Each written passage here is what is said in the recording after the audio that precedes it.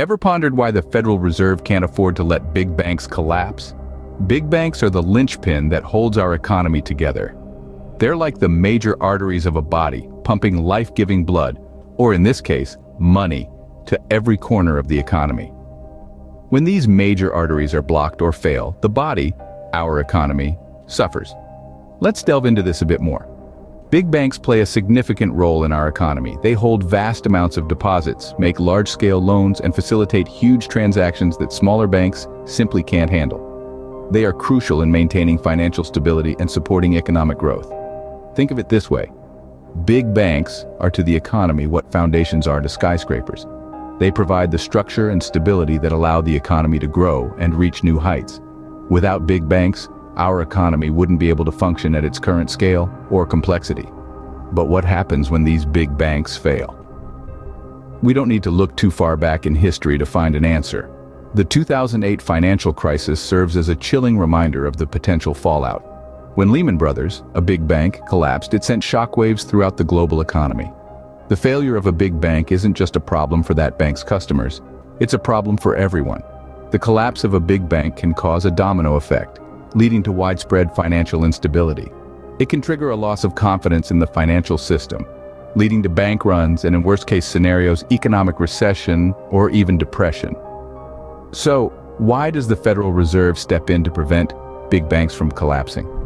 It's not because they're playing favorites or trying to protect the rich. It's because the collapse of big banks can lead to a chain reaction of financial instability and economic downturn. So, the collapse of big banks can lead to serious economic consequences. It's a reality we must acknowledge and prepare for, but it's also a reality that we, with the help of the Federal Reserve, can manage and mitigate. But why is the Federal Reserve, in particular, so invested in keeping these banks afloat? Well, to answer that, we must first understand what the Federal Reserve is and what it does. The Federal Reserve, often referred to as the Fed, is essentially the central bank of the United States. It was established over a century ago, in 1913, to provide the country with a safer, more flexible, and more stable monetary and financial system. As the central bank, the Federal Reserve wears many hats. One of its key responsibilities is regulating banks across the nation. This involves setting standards for banking practices, conducting regular inspections, and stepping in when banks are in trouble. By doing so, the Federal Reserve ensures that our banks are not just profitable, but also responsible and trustworthy. But the Federal Reserve's job doesn't stop at regulation. It also plays a pivotal role in maintaining the overall financial stability of the country. It monitors and addresses risks to the financial system and steps in to prevent financial crises. In other words, it's the Federal Reserve's responsibility to keep our economy on an even keel, come rain or shine. Another crucial role of the Federal Reserve is managing the country's monetary policy. This involves controlling the supply of money in the economy and adjusting interest rates to promote economic growth and stability. It's a delicate balancing act, but it's vital in keeping our economy healthy and our inflation low. So why is the Federal Reserve so invested in big banks? Well, these banks are a significant part of our financial system.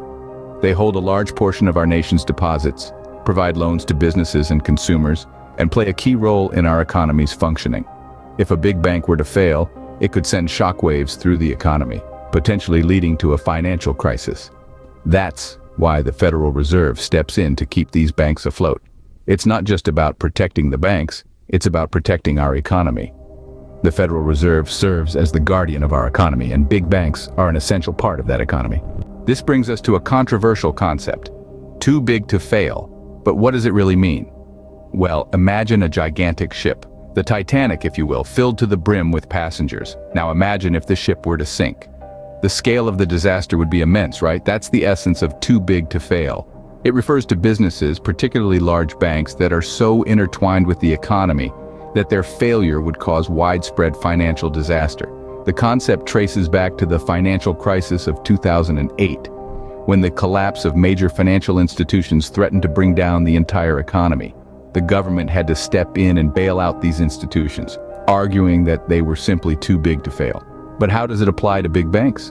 Well, large banks hold billions, sometimes trillions of dollars in assets, including the savings of everyday people like you and me. They provide loans that enable businesses to expand, entrepreneurs to innovate, and families to own homes. If a big bank were to fail, it wouldn't just lose its own money. It could potentially wipe out the life savings of millions of people, cause businesses to go under, and lead to widespread unemployment. And it's not just about the direct impact. The failure of a big bank could also trigger a domino effect. Other banks, fearing the worst, might start hoarding cash, which would make it harder for businesses to get loans. Consumers, panicked by the news, might start withdrawing their money, leading to a run on the banks. The entire financial system could spiral out of control. This is why the Federal Reserve, and indeed governments around the world, can't simply allow big banks to fail. The risk is just too great. So, too big to fail is more than just a term, it's a financial reality with serious implications. Opening. What would happen if a big bank was allowed to fail?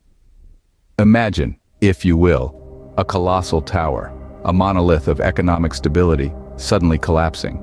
That's what it's like when a big bank fails. The consequences of such a failure are not confined to the financial sector alone. They reverberate throughout the entire economy, creating a ripple effect that could lead to an economic recession. Let's delve into this a little deeper. When a big bank fails, it's not just the bank that suffers, it's the everyday people too. We're talking about massive job losses here. Banks employ tens of thousands of people, and a bank's failure could mean that these people suddenly find themselves without a paycheck. Unemployment rises, and with it the specter of poverty looms larger. But job losses are just the tip of the iceberg. Consumer spending, the lifeblood of our economy, takes a nosedive. Worried about job security and their financial future, people tighten their belts and cut back on spending. This reduced consumer spending can lead to a slowdown in economic growth, pushing the economy further into recession. Then there's the issue of investor panic. Remember the financial crisis of 2008? When Lehman Brothers collapsed, it sent shockwaves through the global financial markets. Investors panicked, pulling their money out of the markets, leading to a sharp drop in stock prices. This investor panic can exacerbate an already bad situation, leading to even more economic instability. And let's not forget about the small businesses that rely on big banks for loans. When banks fail, these loans dry up, and businesses can't expand or even maintain their operation. This can lead to more job losses and further depress the economy. So you see, the failure of a big bank is not just a financial problem, it's a societal problem. It's not just about numbers on a balance sheet, it's about real people and their livelihoods. Closing. The failure of big banks can trigger a domino effect that shakes the very foundation of our economy. So, how does the Federal Reserve prevent these catastrophic bank failures? That's a question that deserves some attention. One of the Federal Reserve's primary tools to prevent bank failures is regulation. Think of it like a safety net. These regulations set rules for banks to follow, ensuring they don't take on too much risk. For example, there are regulations in place that require banks to maintain a certain level of capital, which is like a financial cushion that helps absorb losses. That way, if a bank makes some bad investments, it has enough capital on hand to cover the losses without going under. In addition to regulation, the Federal Reserve also uses supervision as a tool. Supervision is like having a watchdog. The Federal Reserve regularly checks on banks to make sure they're following the rules and not taking on too much risk. This supervision is performed by examiners who look at everything from a bank's financial health to its business practices. If a bank is found to be in violation of the rules, the Federal Reserve can take action to correct the issue. The third tool at the Federal Reserve's disposal is emergency lending. This is like a lifeboat in a storm, used only in extreme circumstances. If a bank is on the brink of failure, the Federal Reserve can step in and lend money to keep it afloat. This emergency lending is typically short-term and comes with strict conditions to protect the Federal Reserve and the overall economy. These tools are not used in isolation, but work together to create a robust safety net for our banking system.